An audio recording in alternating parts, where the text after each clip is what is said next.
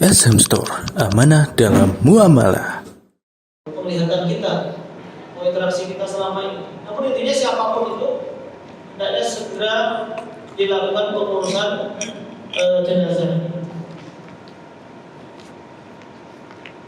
Juga tadi kalau sudah tahu wasiatnya adalah orang yang masih hidup segera menunaikan wasiat-wasiat orang yang meninggal tadi. Kalau punya utang segera. Memang afdalnya nanti sebelum dikuburkan itu pun sudah dilunasi kalau memungkinkan. Kalau tidak, kalau memang utangnya memang temponya lama, ya setidaknya kita harus mengetahui siapa saja yang memiliki utang.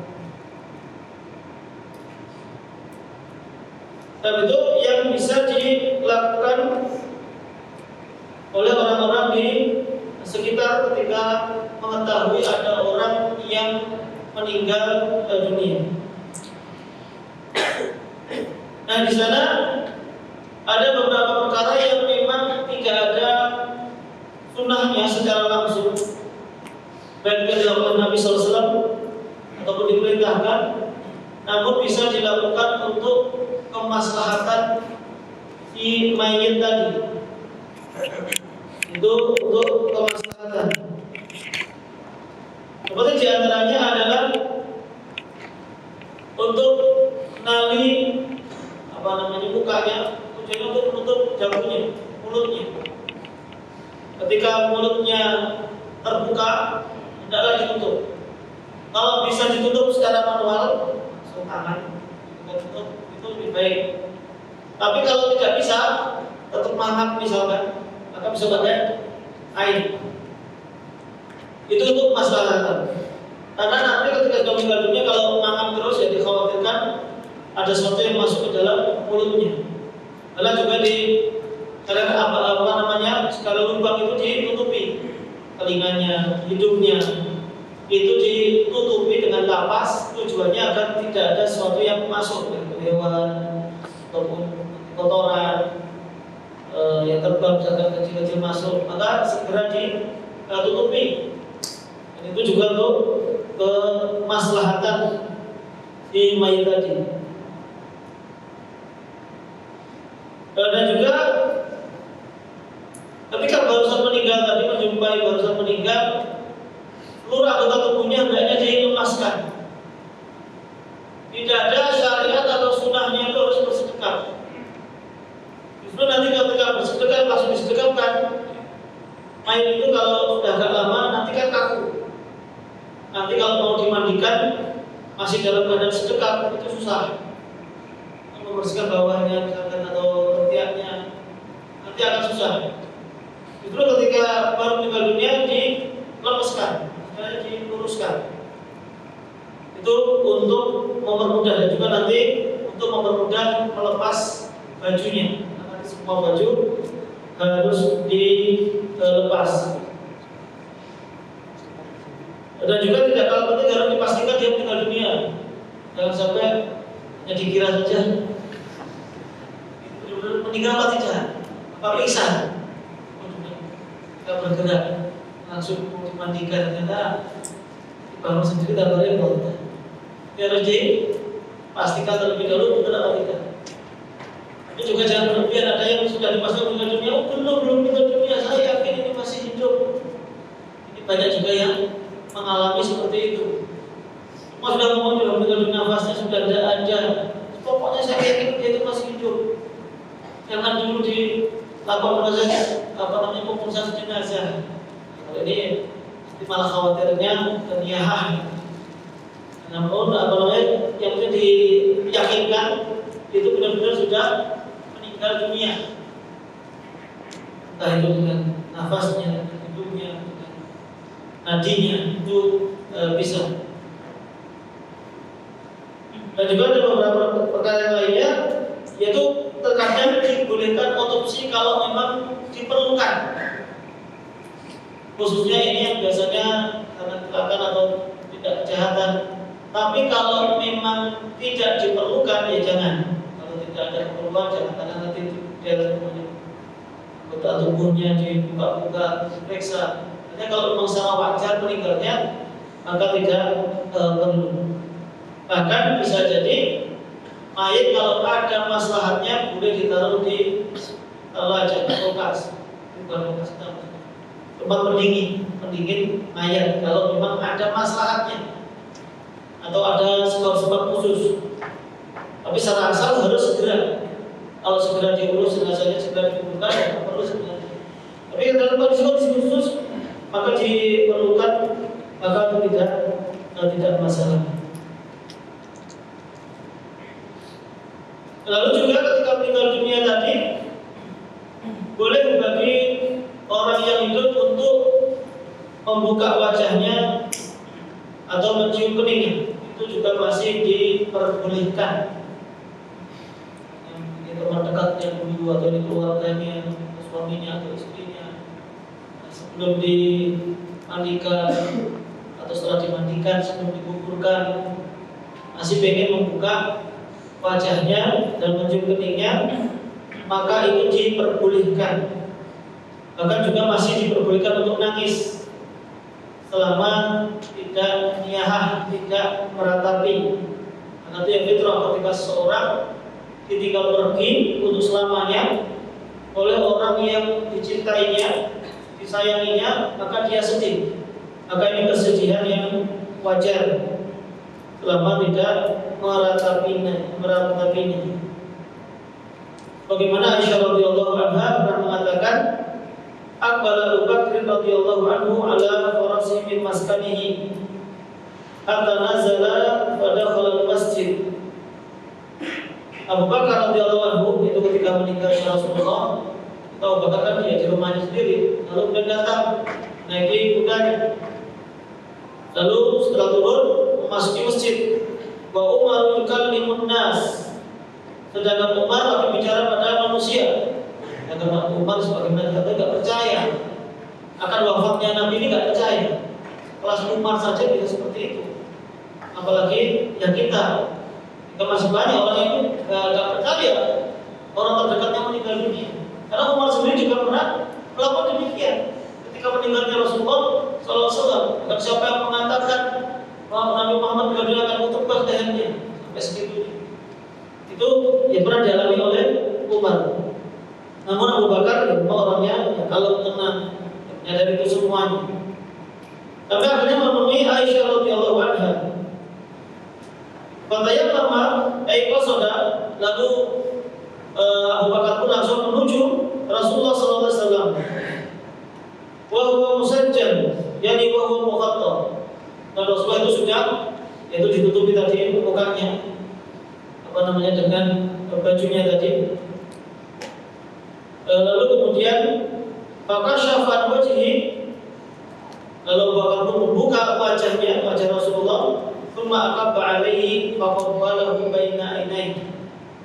Lalu kemudian Abu Bakar pun menyium keningnya di antara kedua matanya. Ini yang ditiup oleh Abu Bakar As-Siddiq radhiyallahu anhu. Ini artinya diperbolehkan mencium tadi orang yang sudah meninggal dunia.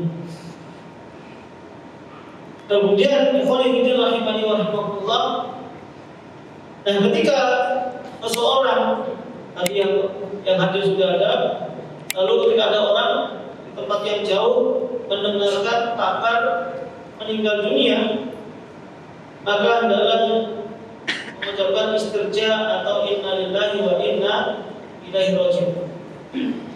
Sesungguhnya kita semuanya adalah milik Allah dan kita akan kembali kepada Allah Subhanahu wa taala.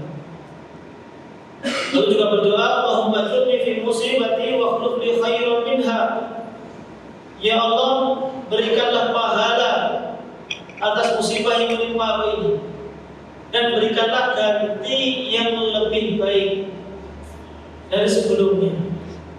Ini berdoa dengan agar diberikan ganti yang lebih baik. Selama ini mungkin seorang ketika orang yang dicintai yang meninggal dunia, seorang yang paling baik, tidak ada yang lebih baik lagi. Maka itu yang salah. Sebagaimana ini juga asalnya adalah hadisnya Salamah radhiyallahu anha ketika ditinggal meninggal oleh Abu Salamah.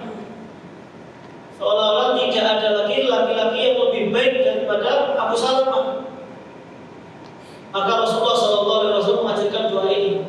Ternyata mendapatkan laki-laki yang lebih baik daripada Abu Salamah. Siapa? Ya Rasulullah sendiri. Itu gak terbayangkan masa akan dinikahi seorang Nabi. Gak pernah terbersit sama sekali. Namun ternyata ketika diajari doa oleh Rasulullah SAW, benar-benar mendapatkan orang yang lebih baik daripada suami sebelumnya. Dan juga orang bisa bersabar ketika mendengarkan kerabat yang meninggal dunia tadi. Dan yang dimaksud dengan sabar adalah ketika pertama kali mendapatkan kabar musibah tadi, atau refleks yang pertama kali ketika tertimpa musibah. Kalau sudah seminggu, 2 minggu, ya saya sabar, ya wajar ya. Ya boleh-boleh saja, dan alhamdulillah daripada nggak sabar sama sekali. Tapi tentu pahalanya berbeda dengan ketika dia bersabar menjalankan istirja di awal kali ketika mendapatkan musibah. Sebagaimana juga Rasulullah SAW suatu ketika melewati kuburan. Di sana ada seorang wanita yang sedang nangis meratapi orang yang meninggal dunia tadi. Maka Rasulullah ketika lewat, ya masih di belakangnya wanita tadi, langsung menasihati wanita tadi, "Ittaqillah wasbiri." Bertakwalah kamu kepada Allah Subhanahu wa taala dan bersabarlah. Maka ya namanya orang lagi kesedihan itu gak bisa mengontrol emosinya, apalagi seorang wanita. Kamu tuh gak tahu musibah yang menimpa saya. Pokoknya asal seperti itu jawab. Maka Rasulullah pun kalau kondisi seperti itu, mungkin juga saya itu Rasulullah. Masa kamu berkata kasar? Atau kondisi marah seperti itu, jadi nasihat itu susah biasanya. Makanya Rasulullah pun langsung, yang wanita tadi yang beritahu tadi itu yang nasihati siapa? Ya Rasulullah. Takut durhaka kepada Rasulullah, saya datangi rumah Rasulullah SAW. Rasulullah mengatakan, "Inna masabru inda sudmatil ula." Yang dinamakan sabar itu ya ketika pertama kali atau saat mendapatkan musibah tadi. Ini sudah bukan kesabaran. Itu juga boleh, tapi pahalanya tentu akan berbeda. Kayak inilah yang harus kita siapkan pada diri kita, bahwasanya kita harus memang siap menerima segala kondisi seperti itu ketika kita mendapatkan musibah. Dan seorang mukmin hanya ada 2 kemungkinan saja: mendapatkan kesenangan, dia harus bersyukur; mendapatkan musibah, dia harus bersabar. Tidak ada yang ketiga. Kalau musibah harus menghadapi, misalkan harus mengingkari takdir, harus murka kepada Allah Subhanahu wa taala, tidak ada. Tidak ada jalan lain kecuali dia tadi harus bersabar. Maka diharamkan untuk niyahah. Dan niyahah atau meratapi berbeda dengan nangis. Itu lebih dari nangis. Sampai-sampai mengucapkan, "Ya Allah, kenapa Engkau cabut nyawa anakku, bukan saya saja," misalkan. "Ya Allah, kenapa Engkau cabut nyawa bapakku, kenapa enggak saya saja? Nanti kalau bapak meninggal dunia, saya bagaimana nasib saya?" Ini sampai keluar meratapi. Bahkan kalau dulu sampai dia robek-robek bajunya, nampar pipinya sendiri, sampai gulung-gulung. Saat itu banyak sampai gulung-gulung di lantai. Itu namanya niyah, dan itulah yang dilarang. Itu termasuk perbuatan jahiliyah. Lalu juga boleh seseorang mengumumkan kematian. Seperti ini juga terjadi khilaf tentang mengumumkan kematian. Dalil tentang dibolehkannya adalah ketika Nabi SAW mendengarkan atau mengetahui kabar kematian Raja Najasyi. Dia pun keluar memberitahukan kepada manusia, lalu baca sholat ghaib. Berarti ini ketika ada kerabat kita meninggal dunia, misalkan dengan harapan nanti yang nyolati itu banyak, lalu bisa di WA misalkan, "Pak, saya meninggal dunia, insya Allah nanti akan disolatkan jam 12 siang atau 11 zuhur, diharapkan kehadirannya." maka insya Allah tidak masalah. Bagaimana dengan mengumumkan kematian pakai speaker mesin? Ini pertama memang gak ada contohnya dari Nabi SAW. Tapi kalau untuk mengatakan dilarang, juga butuh dalil. Yang dilarang mengumumkan sesuatu di masjid adalah man arsyada dhalatan. Barang siapa dilarang man arsyada dhalatan. Jika kau melihat ada orang yang yunsyid dhalatan, mengumumkan barang kehilangan, faqul la radahullah, maka katakanlah semoga Allah tidak mengembalikannya. Arsyada itu bukan sekedar mencari barang hilang, tapi maksudnya mengumumkan. Siapa yang melihat jam saya tadi di masjid, tolong kembalikan ke saya, maka itu mengumumkan. Atau barang siapa yang melihat jam, tolong dititipkan kepada takmir, maka itu namanya mengumumkan. Tapi kalau misalkan tanya ke takmir, Pak, nanti ada yang mengumumkan jam nggak kira-kira, maka itu bukan mengumumkan. Sudah antara tanya dengan mengumumkan. Sehingga yang dilarang itu mengumumkan barang yang hilang. Adapun berkaitan dengan pakai speaker untuk memberitahukan jamaah sekitar, misalkan sekitar masjid, Inna lillahi wa inna ilaihi raji'un, telah meninggal dunia Bapak si fulan, nanti akan disolatkan setelah salat zuhur, diharapkan kedatangannya. Maka walau saya tidak mau adanya dalil yang melarang. Pun juga bukan berarti memerintahkan atau mengajukan, tapi untuk mengatakan itu larangan, maka itu juga butuh dalil. Karena keumuman boleh memberitahukan akan kematian. Bagaimana dulu di masjid Nabi Shallallahu Alaihi Wasallam ada marwah perempuan yang suka bersihkan masjid. Lalu Rasulullah SAW ketika pergi ke masjid, kok tumben gak lihat? Maka bertanya kepada para sahabat, mana orang ini? Mata sudah meninggal dunia. Afala adzantumuni? Kenapa kalian tidak memberitahukan kepadaku? Kenapa tidak memberitahukan kepadaku? Itu sambil Rasulullah ya marah, ya kecewa dengan perbuatan para sahabat tadi. Itu Nabi alamat dia tunjukkan saya ke kuburan. Ini menunjukkan Rasulullah ingin diberitahu. Ya karena pemberitahuan dulu sama sekarang wasilahnya kan berbeda. Bagaimana sekarang azan pakai mikrofon, pakai speaker, dulu tidak ada. Ini hanya sebagai wasilah saja. Nah, sehingga di situ ingin memberitahukan itu pun tidak, insya Allah tidak masalah. Wallahu ta'ala.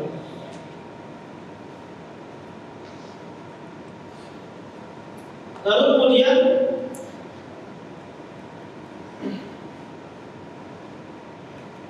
kita langsung ke pemandian aja, yaitu secara teori dulu untuk memandikan mayit.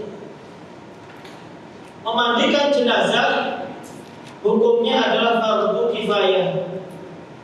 Apa arti fardu kifayah? Fardu kewajiban.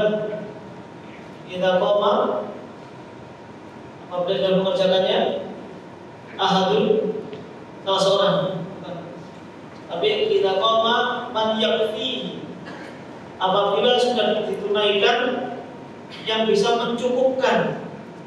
Nanti kalau sudah dianggap cukup kifayah kan artinya apa? Cukup pada satu, pada dua, kalau dua masih kurang cukup ya berarti harus banyak. Ya.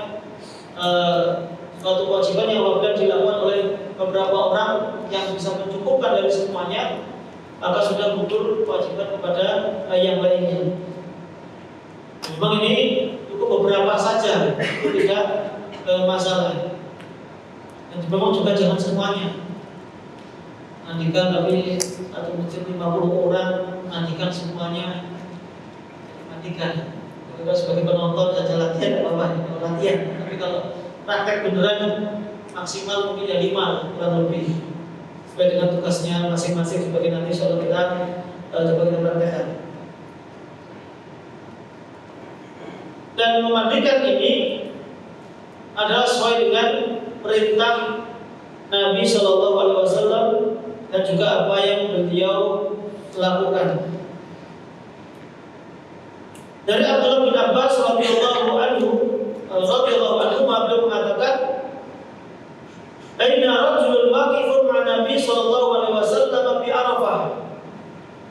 Ada seorang laki-laki yang sedang wukuf di padang Arafah. In waqa'a rahilatihi faqasathu.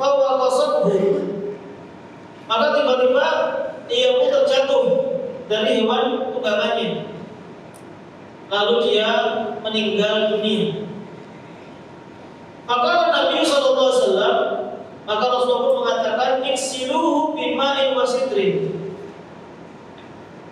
Mandikanlah dia dengan air dan sidr. Sidr itu apa? Daun bidara. Sudah siap nggak? Daun bidara.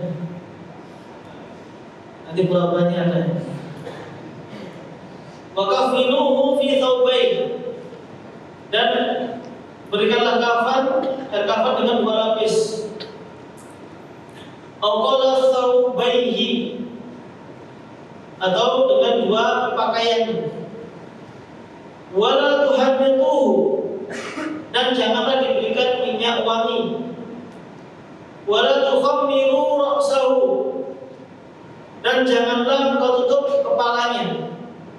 Nanti juga ada khusus untuk orang yang meninggal dunia dalam keadaan ihram, maka kepalanya itu dibiarkan terbuka.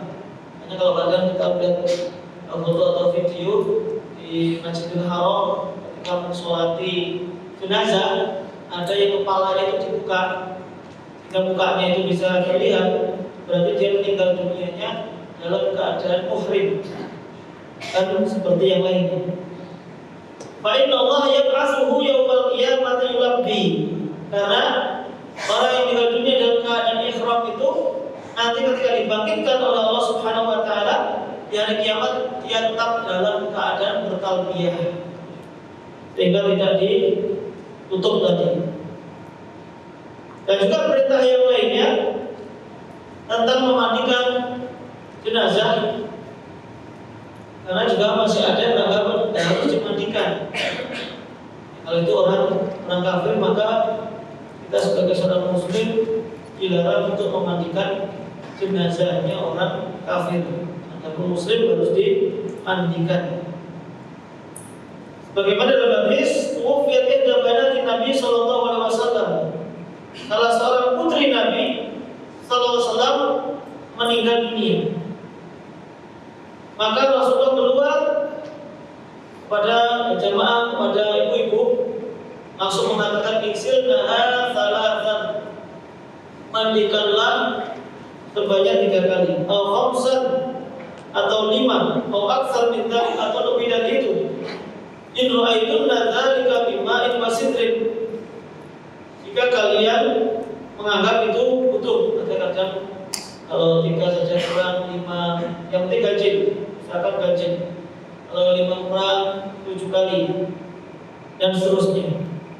Dengan penggunaan air dan daun bidara. Waj'alna fil akhirati kafura, dan juga jadikan di akhir basuhan tadi air yang bercampur dengan kapur barus.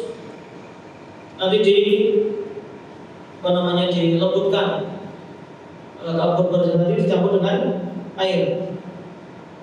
Fa idza farakunna fa'adhinni fa'adhinnani. Jika sudah selesai, maka beritahukan kami. Falamma faragna adannahum fa'alqa ilaina haqwahu fadhafarna sya'raha thalatha qurunin fa'abainaha khalfaha. Maka setelah Rasulullah SAW diberitahu, ditaruhlah kain sebagai penutup badannya. Lalu Rasulullah SAW menguncir mata rambutnya 3, dibagi menjadi 3. Kemudian yang paling ini di belakang, jadi kalau perempuan ini perempuan yang rambutnya panjang, di dikuncir, dikepang 3 bagian. Itu kalau jenazahnya perempuan.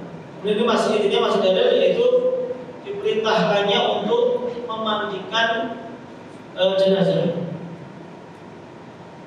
Dan orang yang memandikan jenazah memiliki pahala yang besar. Rasulullah SAW bersabda, "Man ghassala musliman fakatama alaihi." Barang siapa yang memandikan jenazah muslim lalu menyembunyikan aibnya, ghafarallahu lahu 40 marrah, maka Allah Subhanahu wa taala mengampuninya 40 kali. Dengan 40 kali itu bukan 40-nya intinya, namun banyaknya. Ini pokoknya Allah akan mengampuni dosanya.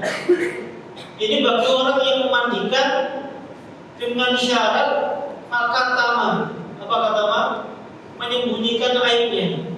Namanya orang memandikan mungkin nanti tahu bahwasanya si fulan punya penyakit kulit misalkan, atau ternyata ada tanda-tanda yang lainnya, maka dia harus menyembunyikan, tidak boleh menceritakan kepada siapapun, kecuali ada kepentingan medis misalkan memandikan, ini harus sebelum dikuburkan harus dibersihkan dengan cara medis, sehingga memberitahukan dokter misalkan atau konsultasi kepada keluarganya terlebih dahulu.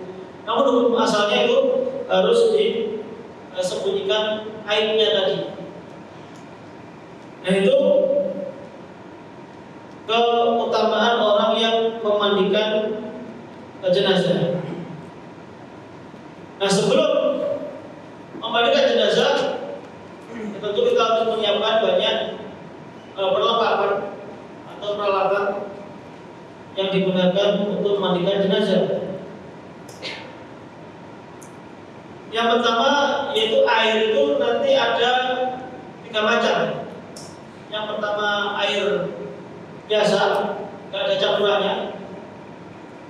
Yang kedua air yang bercampur dengan sinar, yaitu daun bidara yang sudah ditumbuk kemudian dicampurkan ke dalam air.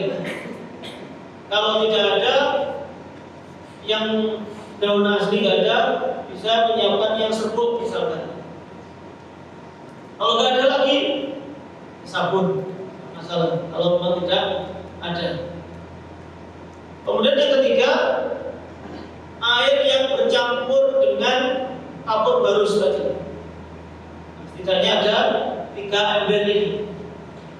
Ya bisa jadi embernya 1 nanti pakainya gantian. Bisa. Yang penting 3 macam air tadi itu harus ada. Lalu kemudian sarung tangan. Siapa enggak? Enggak cek tadi. Harus ada sarung tangan. Setelah itu kalau perlu pakai waslam. Kalau waslam mandikan bayi kayak anak kecil itu juga kalau bisa ada. Terus masker ini ya wajib. Masker ini tidak ada hubungannya dengan corona, tapi kalau ada corona lebih utama lagi seharusnya. Artinya karena nanti ketika memandikan itu kan membersihkan kotoran-kotoran, bisa jadi masih ada virusnya atau bakteri yang lain sebagainya, atau bisa jadi itu malah bau misalkan. Maka secara medis ini, secara syar'i, tapi tidak bertahan, itu afdolnya memang menggunakan masker. Apalagi kalau yang sakit agak lama atau memang lama nggak bisa mandi juga misalkan, untuk menghindari hal yang tidak diinginkan juga. Lalu kemudian tadi juga kapur barus, daun bidara tadi, air yang untuk gayung dan sebagainya, kemudian kain penutup aurat ketika dimandikan. Jadi ketika dimandikan, yang memandikan pun tidak boleh melihat auratnya, kecuali kalau yang memandikan itu suami atau istri. Adapun yang lainnya tetap tidak boleh, baik itu orang tuanya sendiri ataupun yang memandikan itu anaknya sendiri, tetap harus menutup auratnya. Dan aurat laki-laki dengan laki-laki antara pusat dengan lutut, yang pas nutupinya lebih dikit. Wanita juga demikian, wanita sama wanita asalnya juga sama antara pusat dengan lutut, namun juga ditutup sampai dada, maka itu ya lebih baik. Itu pas mandi itu dipakai. Apa ya? Kalau ada cancel nanti. Apa namanya itu harus ada. Kemudian ya kalau melihat kukunya panjang itu perlu dipotong dulu juga. Nanti butuh pemotong kuku. Lalu hal yang lainnya, misalkan handuk yang agak enak itu kain ikhram itu digunakan sebagai andukan lembut juga itu. Kenapa kok itu enak? Itu panjang, jadi pas nanti itu langsung dari atas sampai kaki, lebih enak. Nah itu di antara peralatan-peralatan. Tidak wajib zakat di papan biasanya. Ya sebenarnya nggak harus di papan, bahkan di bawah, di panggung pun boleh, di meja pun juga boleh. Namun alhamdulillah sekarang itu banyak masjid yang sudah punya tempat khusus untuk memandikan, dan lebih baik itu pun tempat yang khusus. Pertama tempat yang khusus, mejanya pun juga khusus. Yang mana mejanya tadi itu biasanya kalau dulu pakai lubang pisang, ya biar punggungnya itu tidak nempel semuanya di meja atau di lantai. Akan tapi ada rongga-rongga yang kalau ada keluar kotoran itu langsung mengalir. Kotorannya yang keluar tadi itu tidak mengenai anggota tubuh yang lainnya. Itu di antara tempatnya. Dan semuanya harus tertutup. Yang boleh masuk memandikan itu hanya beberapa orang saja. Nah, siapa yang paling berhak untuk memandikan? Yang paling berhak memandikan adalah orang yang diwasiati untuk memandikan. Itu yang pertama. Kalau orang itu masih hidup berwasiat, seorang suami misalkan berwasiat kepada istrinya, nanti tolong kalau sudah meninggal dunia kamu yang memandikan. Atau sebaliknya istri berwasiat, nanti kalau saya meninggal dunia nanti kamu suami yang memandikan. Ini kalau sesuai dengan wasiat.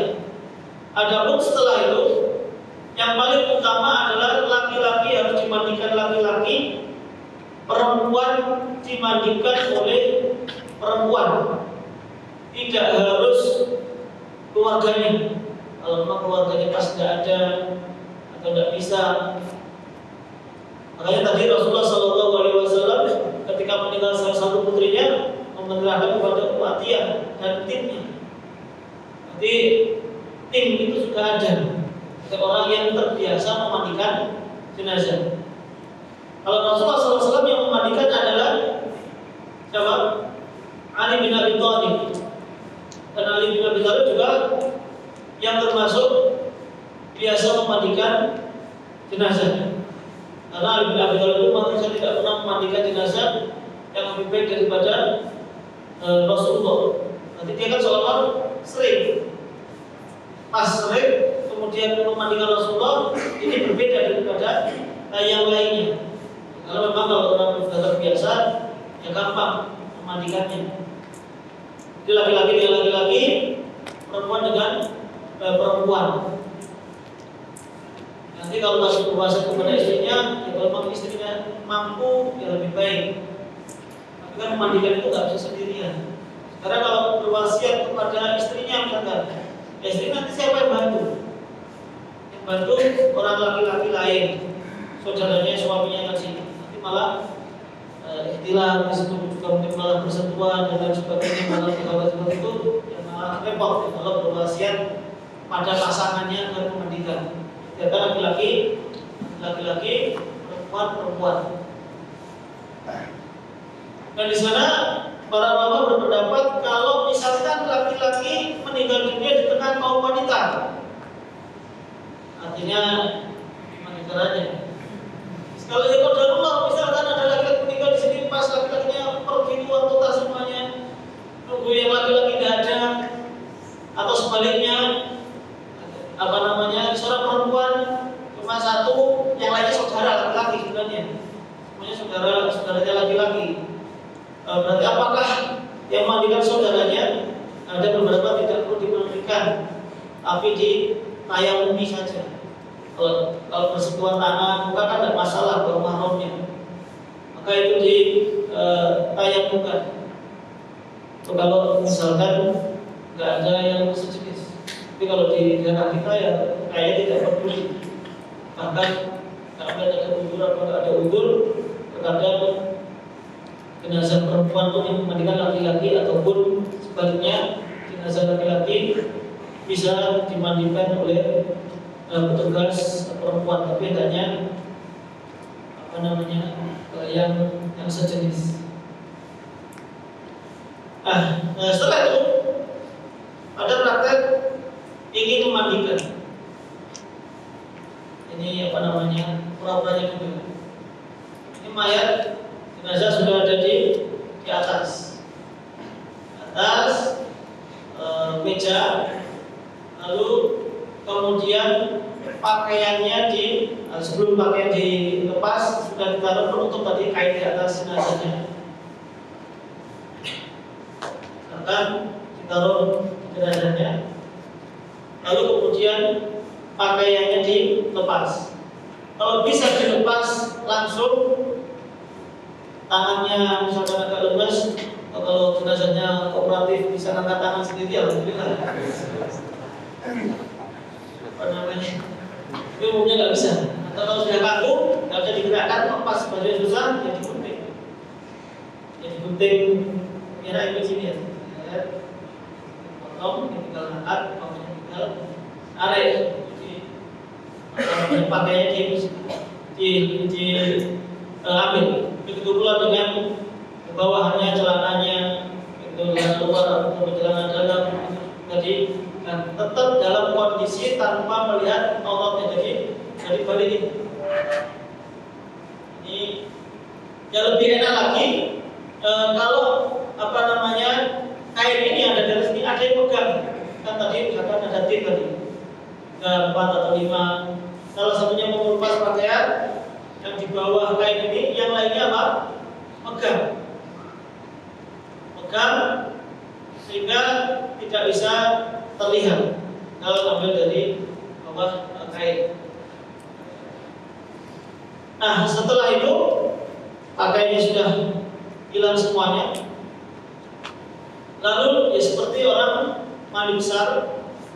Sebenarnya kan mandi jenazah itu ya mandi besar, maka jenazahnya nggak bisa mandi sendiri, dimandikan, maka dibersihkan terlebih dahulu. Tangannya dengan sabun, bersihkan, kemudian didudukkan, diangkat, itu sambil dibersihkan, dan perutnya ditekan tapi pelan-pelan, supaya kotorannya keluar. Hanya kalau ini juga menggunakan sarung tangan, kayak dari karet itu bisa.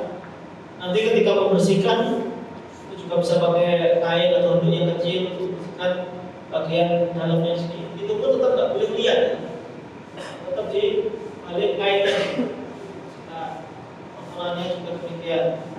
Tadi kenapa kok bawahnya jenazah tadi itu kalau dulu itu pakai kotak pisah, kalau sekarang itu sudah ada kayak balok itu, ada sponnya, dan juga tidak terlalu keras, supaya nanti kotoran tadi yang keluar tadi itu ya bisa langsung mengalir.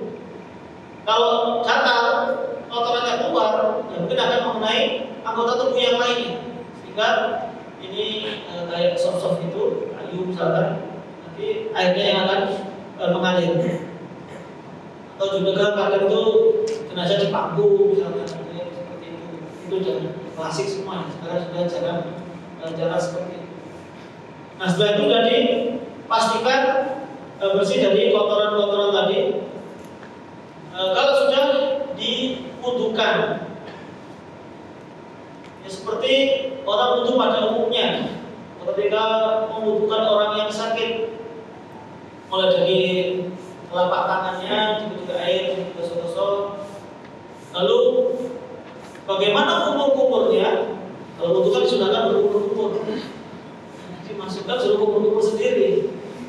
Bahkan nggak boleh memasukkan air ke dalam mulut ataupun ketika istinsyak, ketika hidung.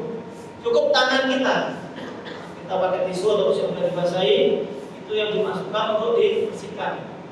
Itu dengan lembut juga, pelan-pelan. Dan lalu setelah itu ya mukanya. Ya, kalau bisa, ini kalau wudu dengan yang tadi, kalau bisa sarung tangannya itu sudah ganti ya. Nanti kan cuma kotoran. Ini disediakan beberapa yang harus dibuang. Karena ini untuk buka pakai yang baru, untuk membasuh mukanya seperti pada umumnya. Nah, tangannya kalau ini pakai sabun tidak masalah. Tangan dulu, kemudian kiri, setelah itu kepalanya. Ya jadi depan pakai belakang seperti biasa ketika kita wudu. Lalu kemudian kakinya. Baru setelah itu dimandikan dengan menggunakan sider tadi, dengan daun bidara air yang sudah dicampurkan dan bidara semuanya diratakan. Bisa juga ketika meratakan diupayakan didahulukan anggota tubuh yang kanan. Secara umum dalam bersuci atau mensucikan itu didahulukan anggota tubuh bagian kanan. Ketika dalam keadaan tertidur ini sebelah kanan, sebelah ini kepalanya, maka dimiringkan dulu, miringnya ke kiri, karena membersihkan yang kanan. Dibersihkan, lalu kemudian juga bagian yang sebelah kiri dimiringkan ke kanan. Ini bisa sitir dicampur sabun juga boleh. Yang semuanya sudah merata. Kalau sudah merata, baru yang terakhir diguyur lagi dengan air yang campuran apa tadi terakhir? Kapur barus, biar wangi. Sama parfum ya, kapur barus. Terus disiramkan semuanya sesuai dengan urutan tadi. Nanti setelah itu diandui kalau tadi yang ini basah ini tadi, maka ketika mau mengandui akan ketikanya anduknya taruh dulu di atasnya, lalu kemudian ini dicabut, tarik, kalau tadi kayak ihram kita langsung panjang. Kalau seperti cukup sini, kita nanti di sini pakai anduk yang lain, baru nanti setelah itu dikafani. Itu secara umum teknis untuk memandikan jenazah. Dan insyaallah nanti kita praktekkan setelah dan berikut ini. Assalamualaikum warahmatullahi wabarakatuh.